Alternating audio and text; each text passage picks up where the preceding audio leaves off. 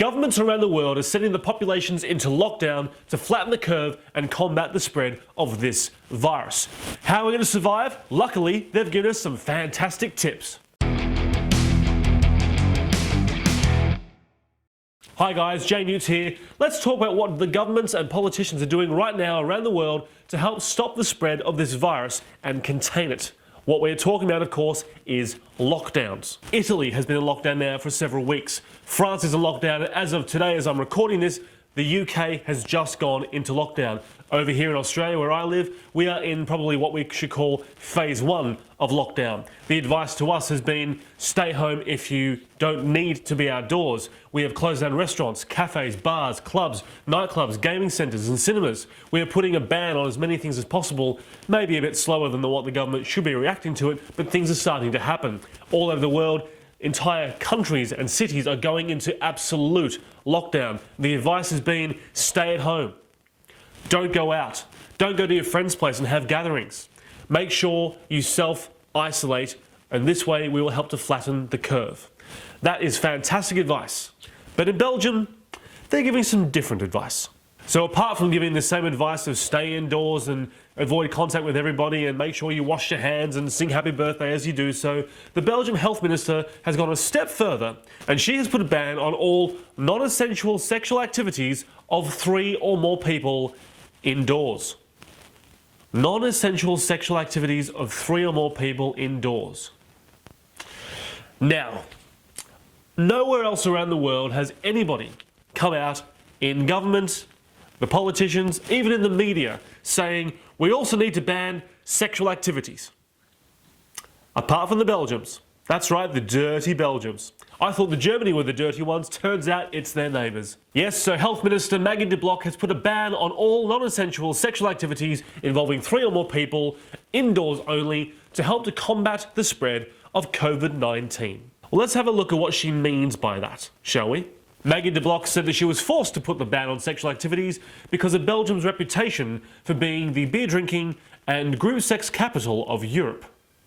Well, there has to be a group sex capital somewhere. I know for a fact it's not here in Australia, because Australia, just like other parts of the world, are full of absolute prudes. Now, we say that we're not, that we're all promiscuous and open and so forth, but listen, I know, most of us are prudes. Maggie here is quoted by saying, "Belgium is the beer drinking and group sex capital of Europe, if not the world. We, as a nation, must address this situation." And she announced that in Parliament. She went on to say that wife-swapping, threesomes and orgies of 6, 50 and 100 are not permitted until the outbreak settles down. Which I'm sure is devastating news to everybody in Belgium. I'm sure they're all sitting there right now in self-quarantine going, "Oh no, I really want to fuck my best friend's wife, but I'm not allowed because we got this ban." I know that sounds French. It's just French and Belgium are kind of similar sounding. I know they're not completely sounding the same, but they are similar. Look at Poirot. You know what I'm talking about. Now, some of you may be thinking, this is quite extreme. Why would the health minister put a ban on sexual activities when nobody else has? Well, she did have good reason to. The reason why she did this is because a coronavirus group sex party of 500 participants that met the other week ended up having 380 people contaminated from that party alone. So there you go, Belgium. Group sex is out. However, let's analyse this a little bit further. She's put the ban on 3 or more people indoors. Now, that doesn't include outdoors, of course, so she hasn't said, oh, we can't have outdoor group sex. We need to put a ban on dogging, which, of course, you can Google that. I'm not even going to bother to tell you. It's more fun Googling, especially if your wife finds it afterwards in your browser history. And if you are stuck with having only 3 sexual partners, oh my God, what a travesty. And who is there in their right mind in Belgium saying to themselves, oh no, now I'm only limited to my girlfriend and my non-binary playmate. How am I ever going to survive? You know, the rest of the world only dreams about group sex and having threesomes all the time and wife swapping. You know, we would be happy to partake in activities like that, but there are places around the world, and Australia is definitely one of them, where people are very jealous and very prudish, and we haven't got that kind of lifestyle. We would love to have the Belgian lifestyle. In fact, any women who wants to have group sex with me, I am more than open to your offers after the widespread of the virus is gone. Let's just make that one very clear. So don't ask me to do anything between now and then, because we don't need to potentially be infected together. So the health minister has put a ban on group sex activities, but what has she not put a ban on? Let's have a look at that. Well, she did not put a ban on sex with two people or masturbation. You can't really put a ban on masturbation because unless you're monitoring everyone in their rooms as they sleep overnight, you've got no idea what's going on, and it's highly unlikely that your genitals are going to give you the virus. What else has she said is allowed? Oh yes, anal or oral sex. There you go, for all those men who have been dying to try anal sex with their girlfriends or fiancés or wives or the other person that they're playing on the side with. Now is your perfect excuse. But honey, the health minister said that anal sex is allowed because it won't spread the virus. We've been waiting for an excuse like that. She also hasn't put a ban on bestiality. No, I'm sure I'm not reading that right. No, she has definitely not put a ban on bestiality. Of course, the reporters did then question her about what she meant about bestiality, so she was very quick to reassure people that she was only referring to human sexual activity rather than human to animal. I'm not too sure what other kind of bestiality she was referring to, but just to be sure, it's just human to human. Thank you, Maggie. Now, for cultures who don't partake in group sex, where wife swapping isn't exactly a thing, it's a frowned upon activity in society wherever you happen to be living, like Australia, Canada, New Zealand, for example. You don't wife swap in New Zealand, you share sheep. It's the same in Scotland. However, a 2018 survey in Belgium revealed that 78% of couples practice wife swapping, a tradition that has been going on apparently since King Leopold II. Obviously, King Leopold liked to have more than just one wife, maybe even two wives. So there you go, if the king does it, it must be okay. In fact, maybe our current world leaders should practice this as well. Perhaps Scott Morrison should practice it. I'm going to stop that. No, his wife won't even fuck him. But it just goes to show you how tradition is born from something probably higher up and it stems to everybody else. And hey, if it's a sexual tradition, why not keep it going? Because sex is enjoyable after all. Now, I'm almost done with my rant, but I want to bring one more little subject up.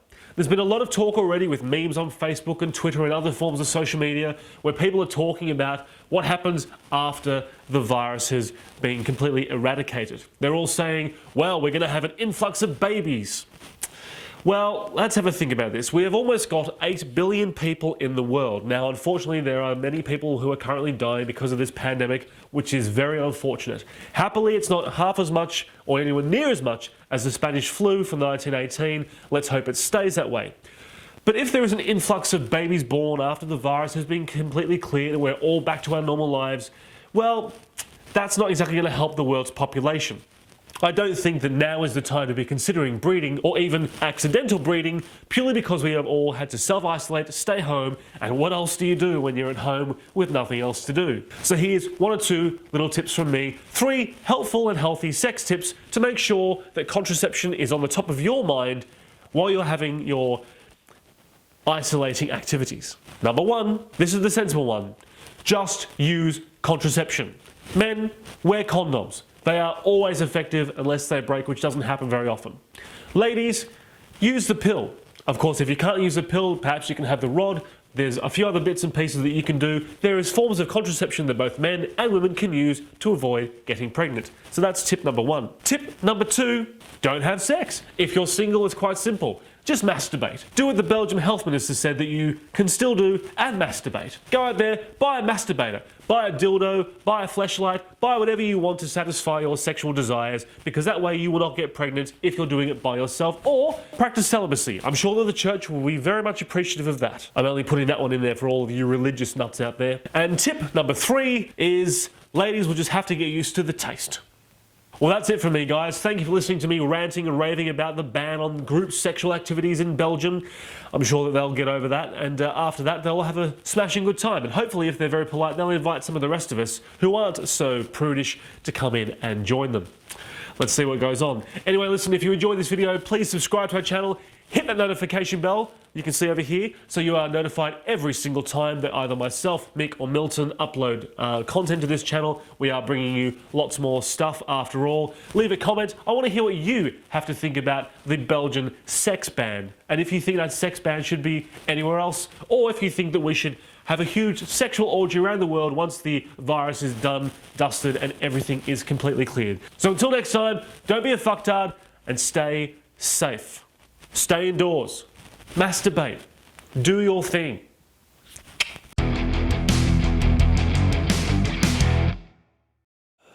It's a good thing they're not going to monitor masturbation. I'd be arrested.